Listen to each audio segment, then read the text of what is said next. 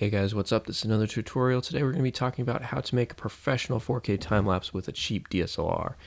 What you'll need is a DSLR camera that can shoot RAW, not necessarily required, but it's a good option to have, a remote shutter release or an interval time-lapse mode on the camera, a tripod, and a subject or location to shoot. What you get is a time-lapse that looks like this.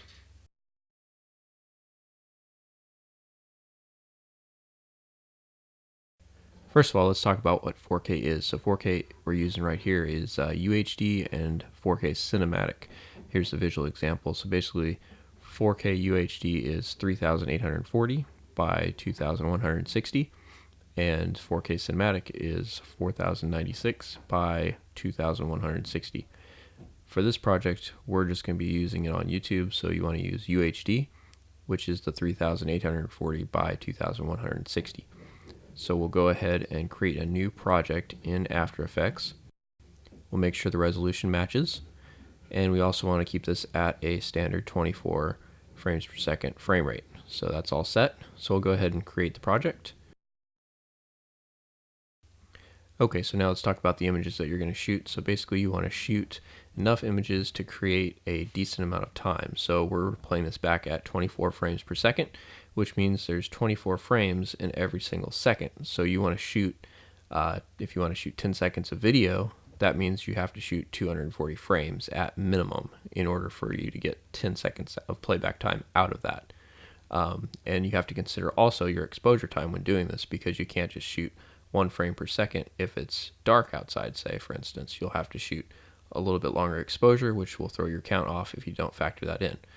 So keep that in mind when you're shooting. Also, if you're shooting in broad daylight, you're going to shoot at faster shutter speed. If you do, it's going to take less time, so you might get more frames per second in, which will change things. So these are all things to think about when you're shooting time-lapse. But right now we're just going to be talking about scaling the image that you get from the camera down to 4K. That's right, down to 4K, because this image is bigger than 4K.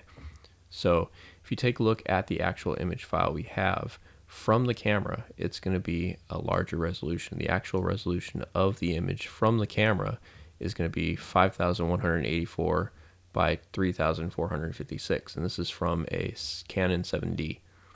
And these are RAW files. The reason I'm using RAW is because it makes it a lot easier to adjust things when you're editing later on than if you shoot JPEG, where the image is basically stuck at what it is, unless you want to risk decreasing the quality of the image by editing it.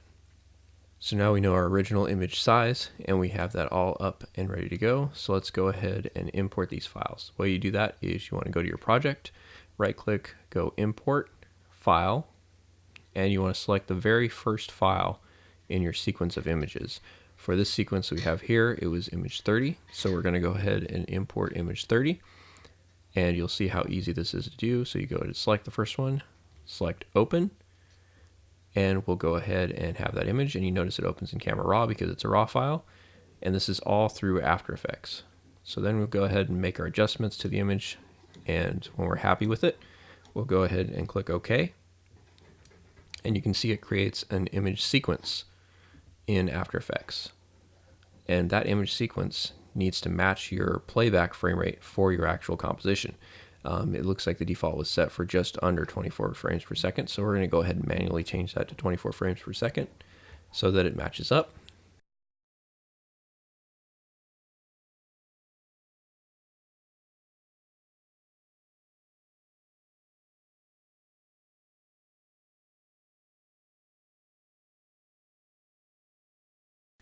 And then once we've done that, you can see that we have the sequences here, and they are the full resolution image files. So these are the full 5000 by 3000 images. They're not 4K yet.